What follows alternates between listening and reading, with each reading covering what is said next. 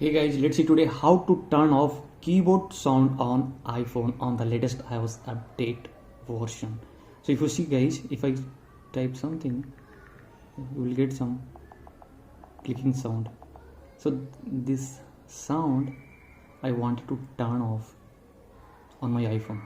Yeah, so guys, it's very simple. For that, just go to settings, and now from the settings page, just try to find sounds and haptics. Yeah, you can see over here, just tap on it. And now guys, from here, just under system sounds and haptics, you can find that option keyboard feedback. Just tap on it, and now guys, from here you can see over here, keyboard feedback, the sound, it's turned on for me. So that's what I'm getting clicking sound whenever I'm tapping. Whenever I'm testing message to someone. So just go and tap to turn off. So if you turn off, that means you have turned off keyboard sounds on iPhone. Yeah, so this way guys, you can turn off keyboard sounds on iPhone. So guys, thanks for watching my video. Please do subscribe my channel. Thank you.